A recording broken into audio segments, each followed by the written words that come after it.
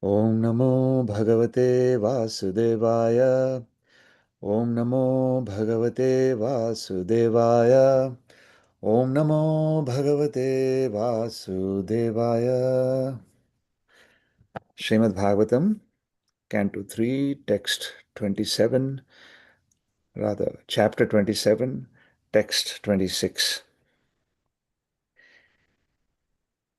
Evam viditta tattvasya prakritirmayi manasam Yunjato napakuruta atmaramasya karhichit.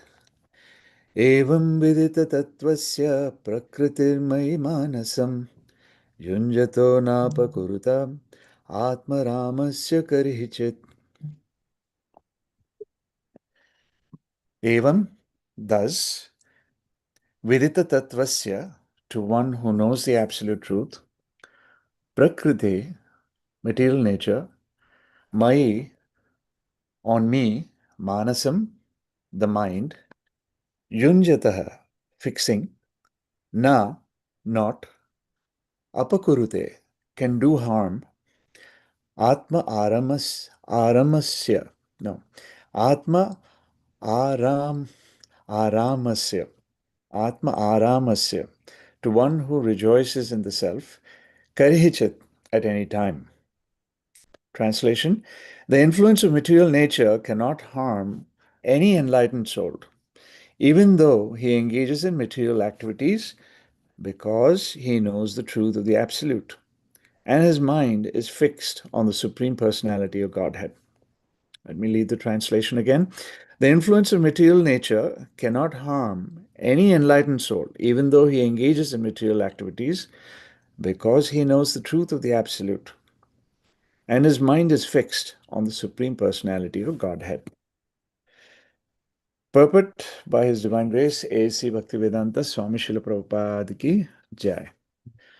Lord Kapila says that Mai Manasam, a devotee whose mind is always fixed upon the lotus feet of the Supreme Personality of Godhead, is called Atmarama or Vidita Tattva.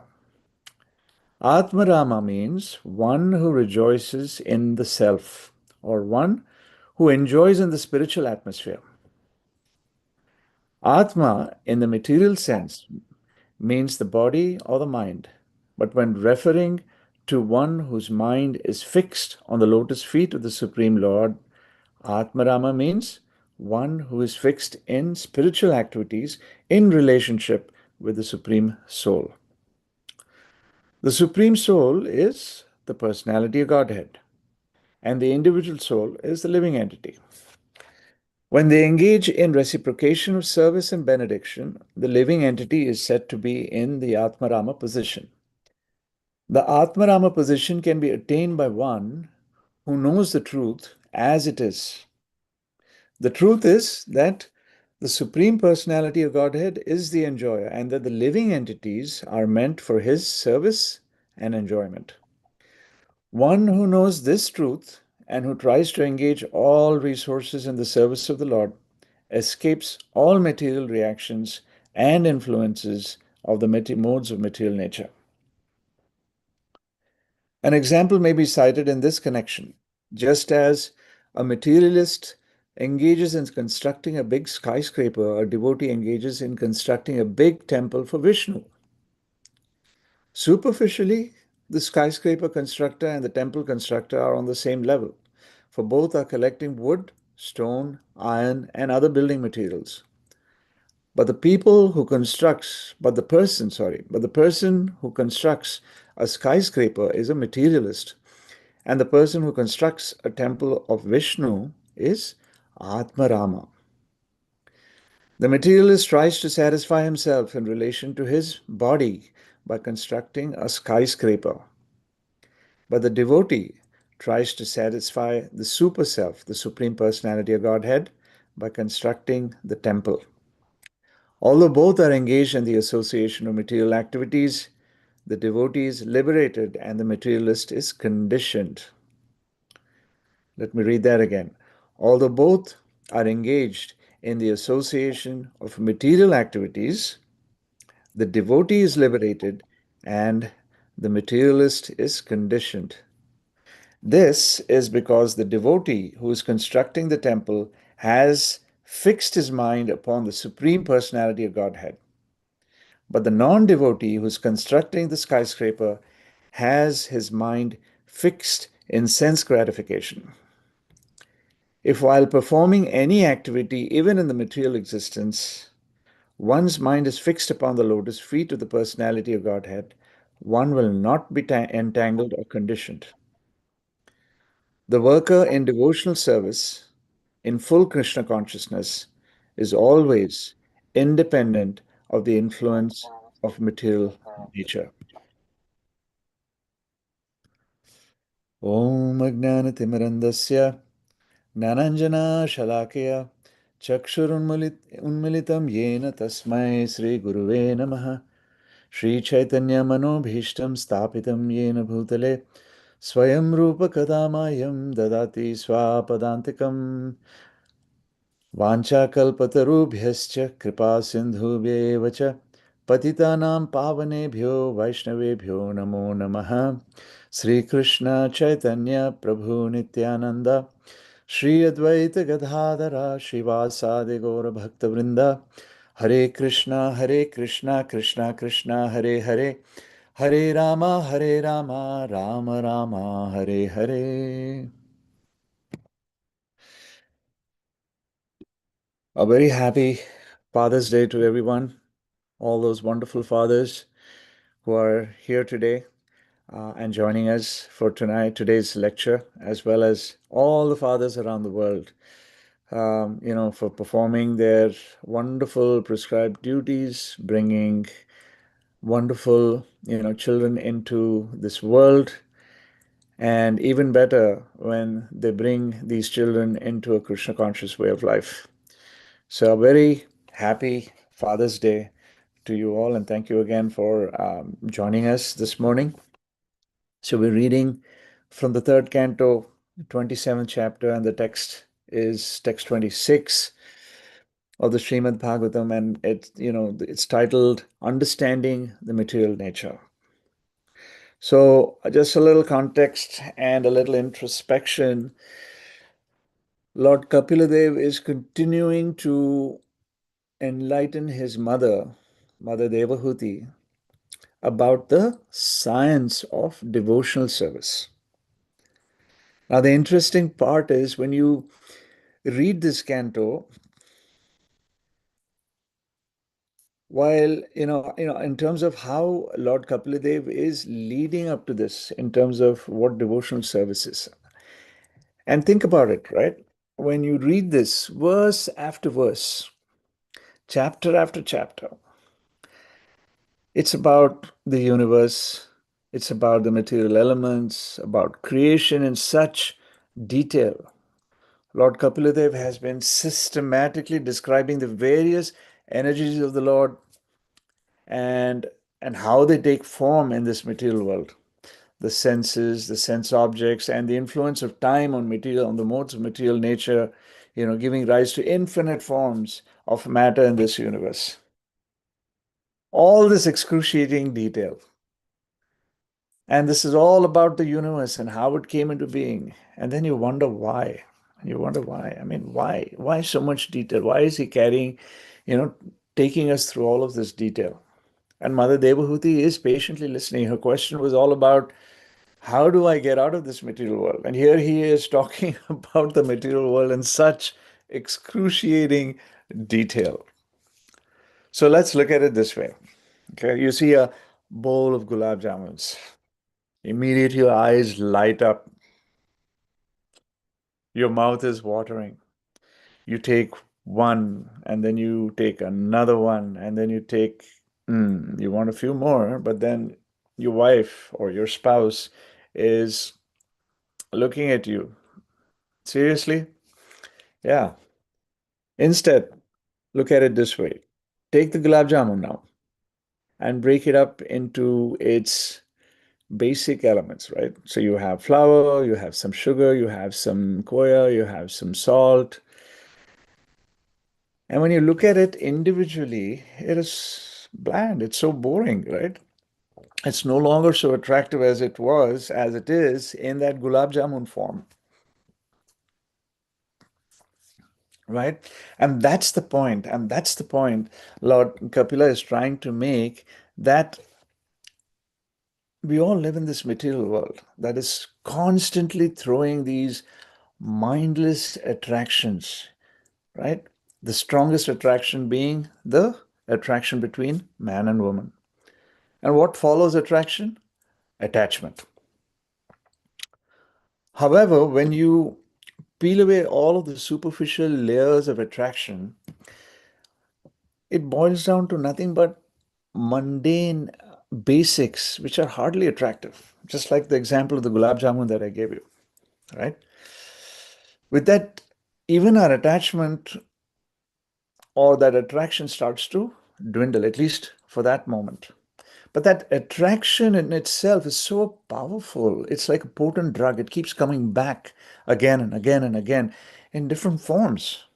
Okay, you didn't get it this way, Maya is throwing it that way. And if you don't take it that way, then Maya is throwing it this way and that way and this way. And so Maya is constantly, every single moment, trying to get us, get us, get us. And that's the illusion that Maya wants us to be so caught up, that we end up looking for these pleasures lifetime after lifetime after lifetime. And when that sense finally dawns upon us to say, oh my God, what am I doing lifetime after lifetime? I've been doing this, and here I am, caught up in the same kind of senseless activities. Either I'm indulging in sense gratification or I'm trying to push it away. That illusion, that false hope, that heavy anchor that just binds us to this miserable world lifetime after lifetime.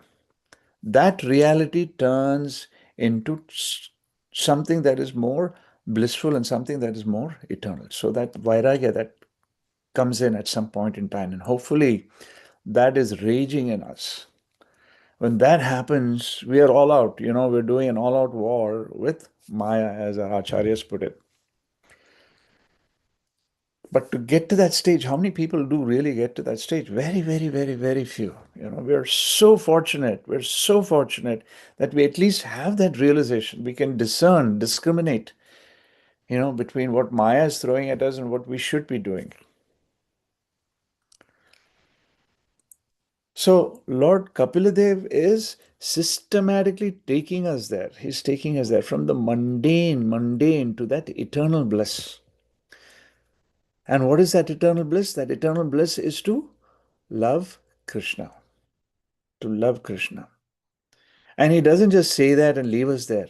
Kapiladev is also laying out that blueprint to get there very clearly. How do we get from here to there?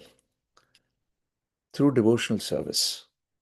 Brilliant, brilliant, right? He could have just said, oh, I love Krishna, engage in devotional service, Mother Devahuti, that's it. That's your, secret sauce to this whole thing, and walk away. No, but he actually systematically instructed Mother Devahuti and us in turn about creation, about time, about the different forms of material energy, and all of those details to bring us to this point of, look, just open your eyes and look around. You're living in this imprisoned world, which we, think is the ultimate. It's the, we live by it, we die by it, and we think this is the ultimate. Our egos kick in, we have ambitions, we have desires. One way to look at it is it's pathetic. And yet, when we realize we're not able to get out of it, it's such a horrible predicament to be in. And even getting to a point of realization, even though we have this realization, it is so sad that many of the people who have this realization out there in the world are not able to help themselves to get out of this. But for a few fortunate people like us, individuals like us, Krishna is mercifully, with this, out of his causeless mercy, is sending the spiritual master to us to give us this enlightenment, give us the Srimad Bhagavatam, sending us these Bhagavatas to be with us, guide us, and pull us out of this dark, dark well, out of this material world, out of this prison completely. Not just treating, it's not a treatment. A lot of the medications that we see today for any illness are treatments because they want you to come back and take it again and again and again because that is revenue. That's the capitalistic society that we live in. So most of the medicines that we see are not really medicines. They are, I mean, they're not cures, but they're just treatments. And that's what happens, right? So we see solutions. Oh, you can do this yoga and you can take this posture, you can do that exercise, you can do Pilates, you can do this and that, follow a certain diet. But these are all things that are only helping this material body. And it's again, not really helping the inner self so that we can completely get away from all of this and we don't have to go through this pain and posture every lifetime after lifetime after lifetime. So, Kapil Dev in this verse is very, very clearly saying that even as all of these powerful forces of illusory energy are constantly bombarding us, a perfected soul is never touched, is never touched. Okay, we're completely shielded. So, let's discuss, a few points to infer from Kapil Dev's instructions. The external energy is a part of the Supreme Lord. We know that. However, when one is fixed on the lotus feet of the Supreme Lord, the relationship is then directly with the Supreme Lord, right? Or with the internal potency of the Lord. And the internal potency is much stronger than the external energy of the Lord. So, therefore, there should be no doubt whatsoever in our minds that when we engage in devotional service, we are automatically in the shelter of the Supreme Personality, right? So we are automatically in the shelter of that internal potency of the Lord.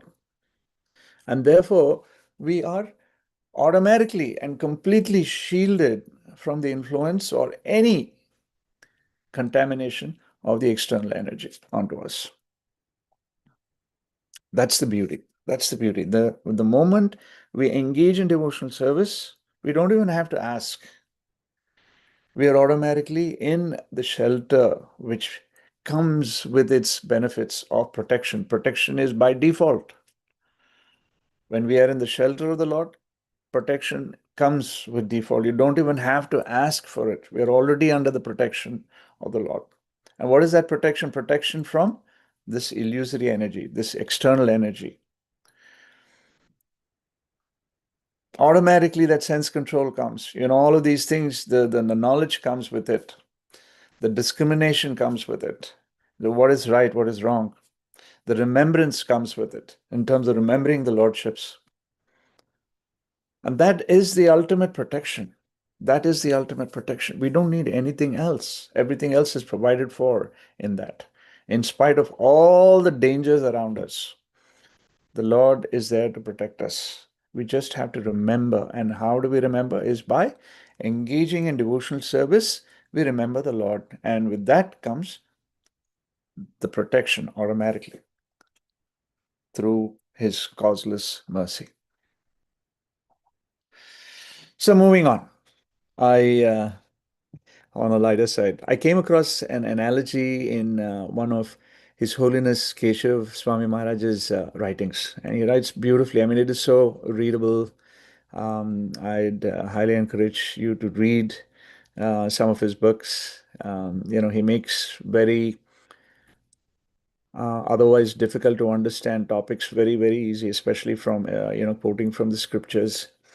So it makes reading much easier, much more easier to assimilate, absorb, and enjoy as well. So we can get to appreciate what our acharyas have spent so much time, through their infinite writings, to bring knowledge to us in many, many, many different ways. And so, yeah, so there was a time, it's one of his writings, he writes about there was a time, once upon a time, right? So there was a time when monkeys were harassing the farmers in a part of India. It's not specified where, but and these monkeys were constantly, jumping around, doing their usual monkey stuff, destroying the crops, and throwing, half-eaten vegetables, fruits, and so on around. So the farmers, they could have easily, have dealt with it by hating them or whatever, right? Using other means. But they didn't want to do that. They wanted to take the path of nonviolence, which was so nice, So the farmers, while they were being harassed, a lot of losses that they were incurring, but then they said, we shouldn't be harming them. And so they were trying to figure out, a way to get these monkeys out of their crops. And one smart farmer came up with this idea of taking a coconut, making a small hole on the top, and placing a banana inside it. And taking that coconut, he hung it up on the tree. And sooner or later, the monkeys were running, jumping around, swinging from one branch to another. And they noticed that there's this coconut hanging there.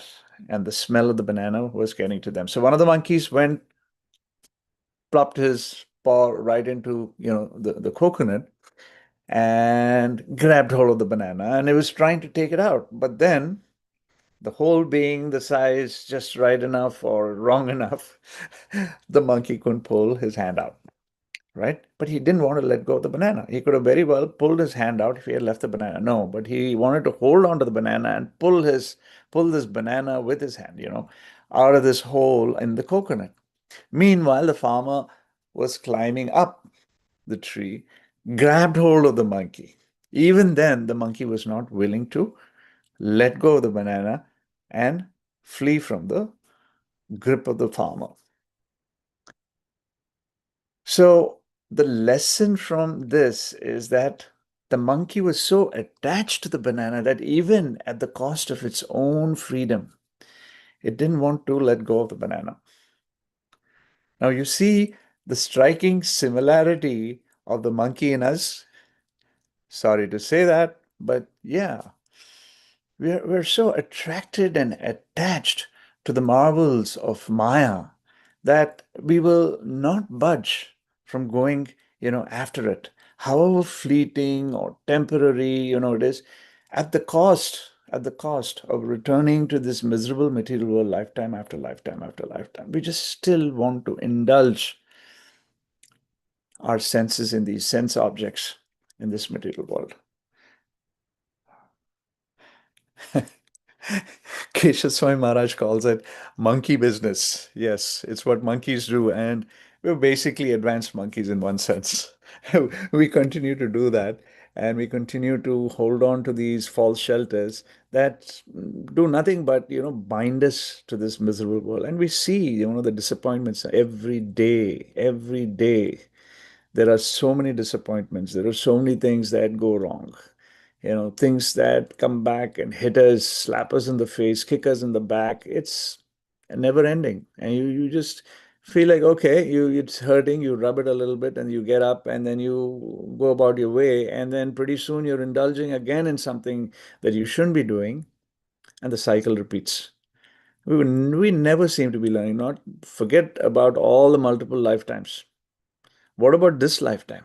Even in this lifetime, things that we did yesterday, even. Why? Even months ago, or weeks ago, or years ago. No, even yesterday, for instance. It doesn't hit us, it doesn't stick with us. Instead, the stick sticks us, it hurts us, and we bear that pain, and then we go after some other, piece of happiness. That's the monkey mentality that we carry within us. So when we can't reflect on it ourselves, which we should be doing in a sense, all the time,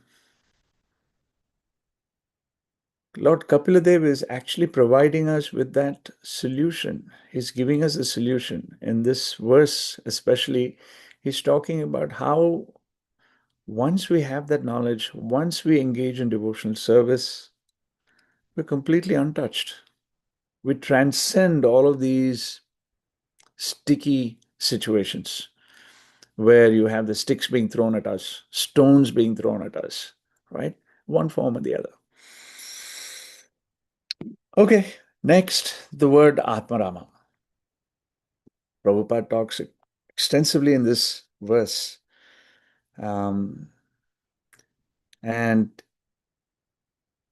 let's discuss a little more on what this word means, what this term means, and let's see if we can draw some inspirations with some of the examples. I mean, there are multiple examples, right, of Atmaramas, especially in our rich Vedic literature. There is so many examples of these exemplary Bhagavatas that are Atmaramas, right? So the concept of Atmaramas is that these are self-realized souls, okay, due to the realization of the self. Self-realization is realization of the self. Self meaning this Atma, the soul, the true inner soul. And although these personalities are self-realized and free from all material desires, all material desires, but they're still so drawn to devotional service to the Supreme Lord, highlighting the supreme attraction of bhakti.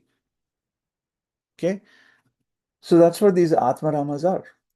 They're fully self-realized.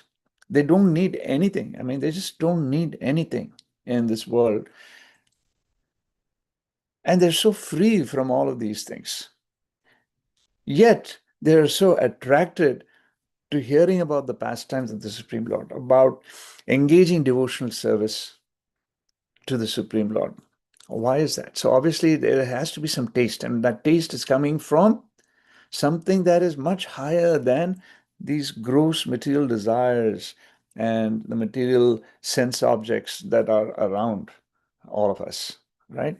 So these are the Atmaramas. They're completely fixed in devotional service in spite of being fully self-realized. That's the interesting part. So let's take just a few examples, okay, just so that it gives us a flavor for who these Atmaramas are, and when we talk about some of these personalities.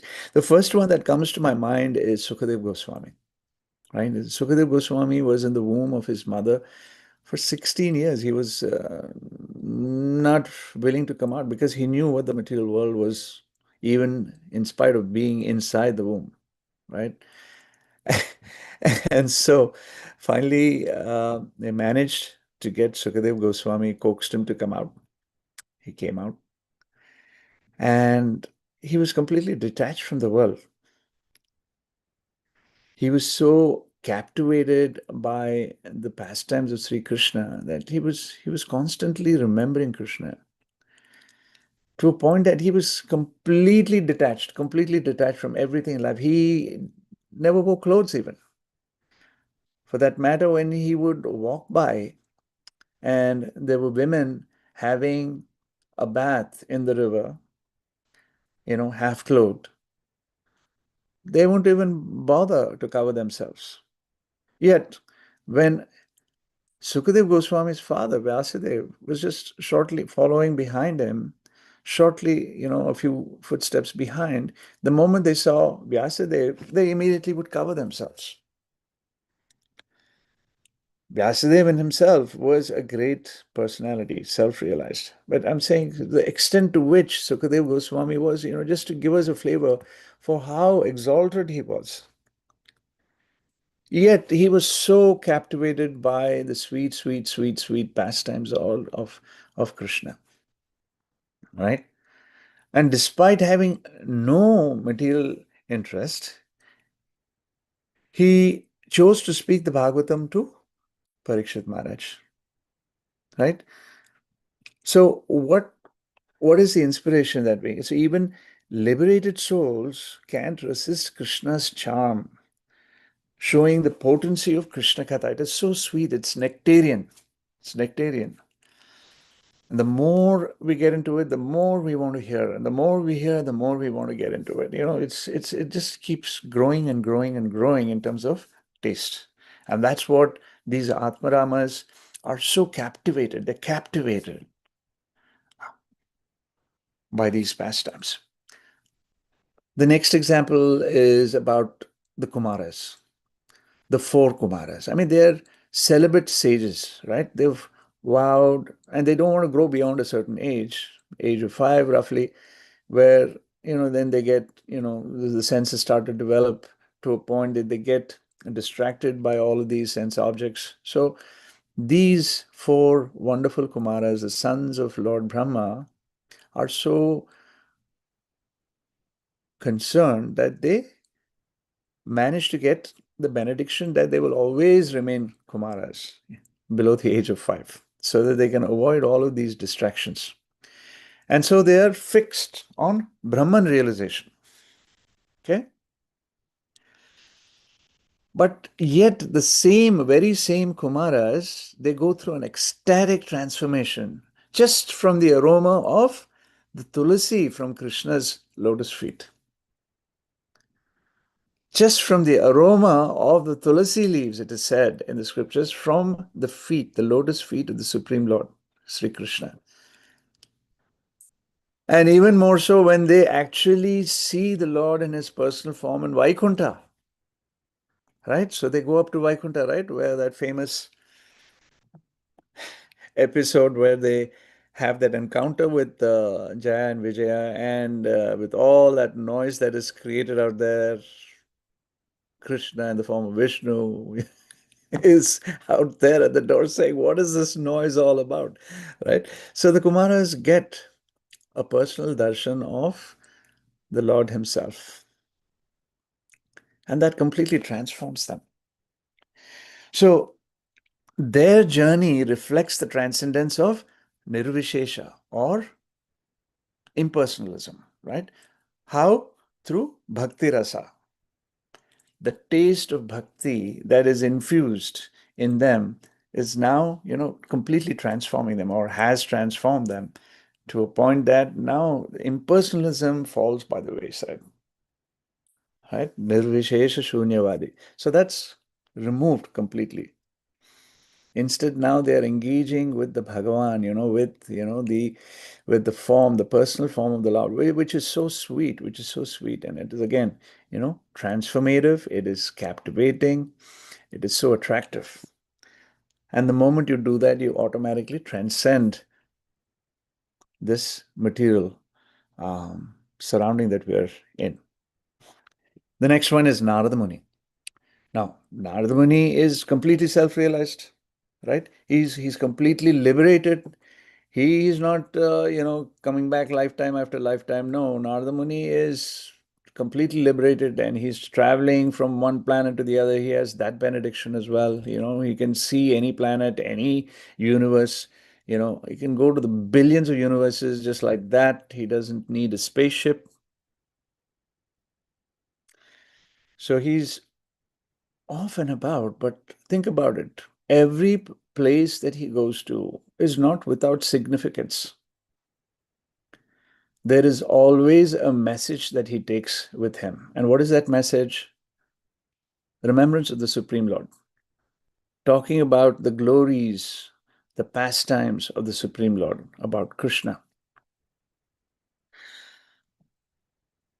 So even though he's fully self-satisfied, yet he's engaged constantly, deeply in spreading devotion and inspiring others. It doesn't matter who it is.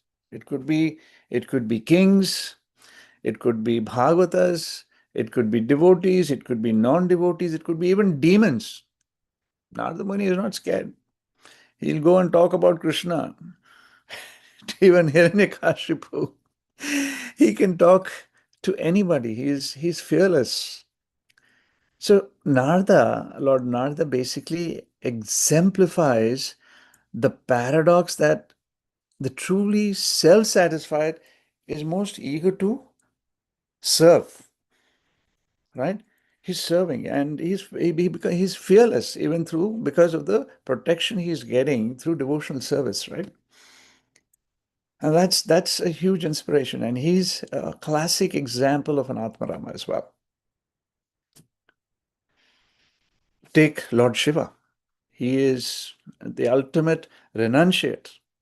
He's known as Maheshwara. He is the supreme yogi, right? And Lord Shiva is described as an eternal devotee of Lord Narayana. His meditation is always on the lotus feet of Vishnu. And he is described as dancing in ecstasy, chanting the names of Rama. Right? And what's the inspiration we get from that example? He's the topmost renunciate, who becomes the topmost devotee. The gopis are the topmost devotees. They are also very, very inspirational because they're not trying to ask questions about Krishna and gain knowledge about Krishna. They just want to love Krishna. Unconditionally, they want to love Krishna. That's how these Atmaramas are. They're completely self-realized. They don't need anything further to help them understand who the Supreme Lord is and what this material world is and how to stay with. All of that is, they're past all of that.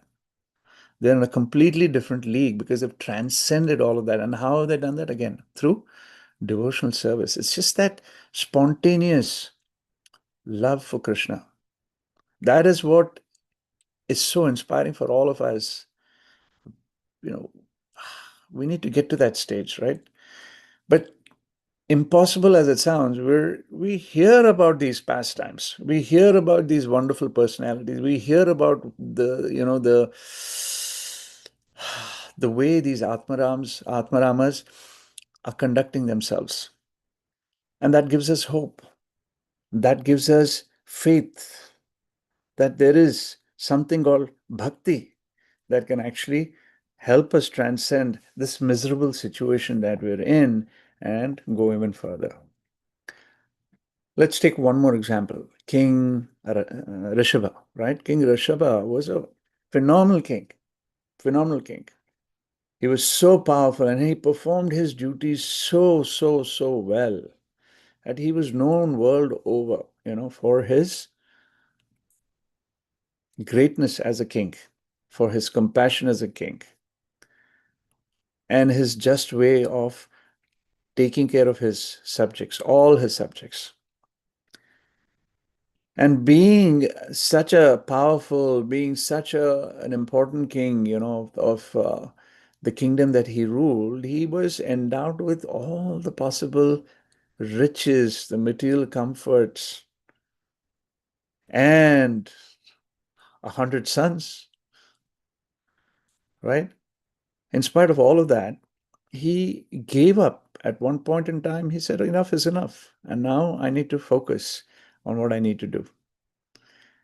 And took to devotional service 100%, fixing his mind on the lotus feet of Krishna. And he instructed his children, his sons especially, in the science of devotional service. He didn't just walk away, he didn't just abandon his throne, he didn't abdicate his kingdom, but he actually imparted that valuable knowledge of bhakti to his sons. And that's also covered in great detail in the Bhagavatam. It's beautiful, beautiful descriptions of his message. So King Rishabha, who once he abdicated, it was Lord Rishabha, he renounced everything and he wandered around like a madman, completely immersed in, the lotus feet of the Supreme Lord. Complete detachment to everything else that is material.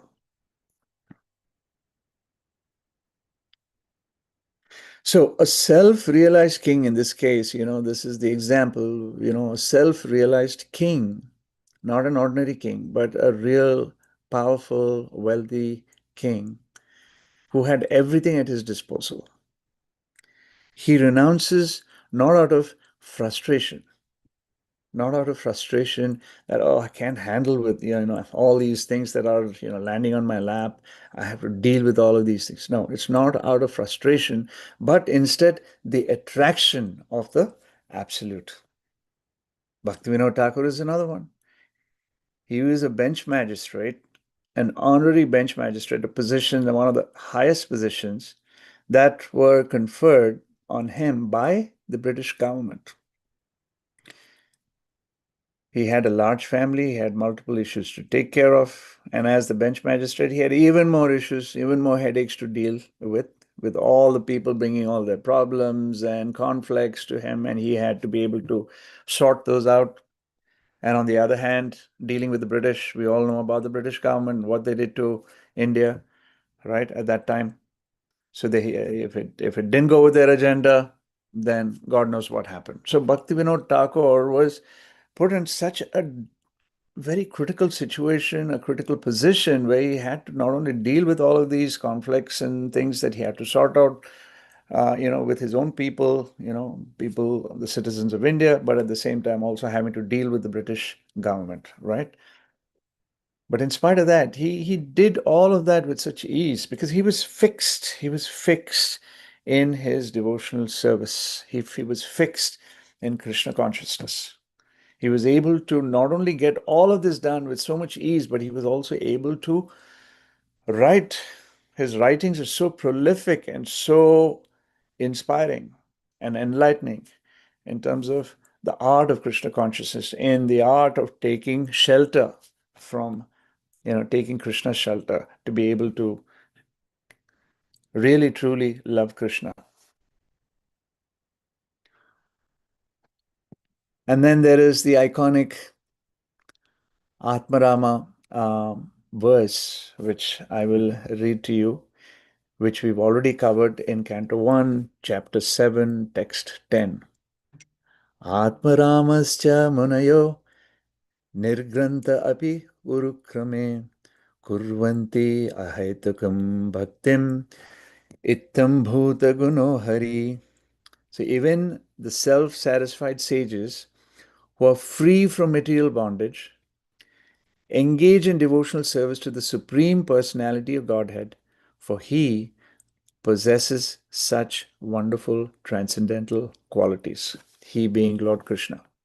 So even the self-satisfied sages who are free from material bondage engage in devotional service to the Supreme Personality of Godhead, for He possesses such wonderful transcendental qualities. Amazing.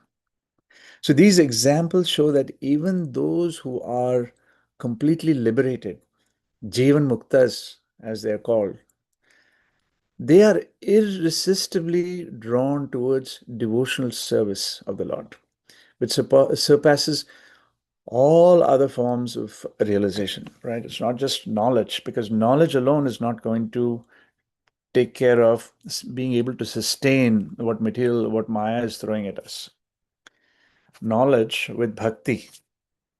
So there is detachment to this material world, but attachment, a taste, a higher taste for devotional service. And that is bhakti, is the only way for us to be able to gain and transcend eternally, gain that taste, that higher taste, to be able to actually engage with Krishna and stay in the shelter of Krishna. So that is what Lord Kapila is saying in this verse. Basically, one who is in that situation, in that constitutional position, the Atmarama position, then one is automatically shielded and untouched and not contaminated by this material nature. That is a given, 100%. And we shouldn't have even the slightest of the doubt that that is not true. So the more we engage in devotional service, the more we get the taste. And the more we get the taste, the more so we engage in more devotional service. And that keeps our mind free from anxiety, keeps it free from anxiety, and automatically we are in the protection of the Lord, no matter what happens. In life and death, we are protected. It's not just that life, because life becomes immaterial.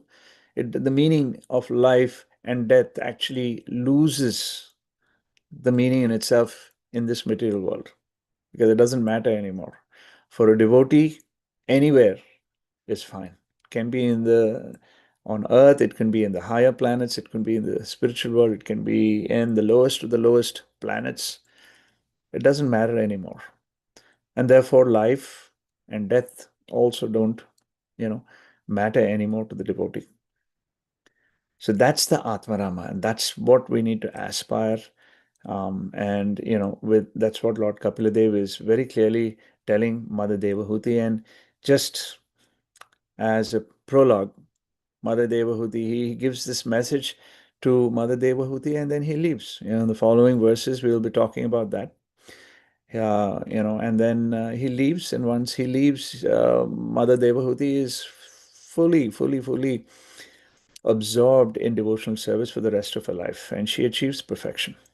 And so that in itself tells us that there is hope for us, and that perfection can be achieved even in this lifetime. So with that, let's see if there's any discussion. Um, and again, if there is no discussion, I wish you a very happy Krishna conscious week ahead. Perform your devotion service to the best of your abilities. We all know it's easier said than done for some of us, with the modes of material nature acting on us so strongly and at every moment of our lives, every day. So therefore, let's offer our prayers. Let's continue to stay fixed in our devotional service, and that's the only way we can get out of this. Hare Krishna.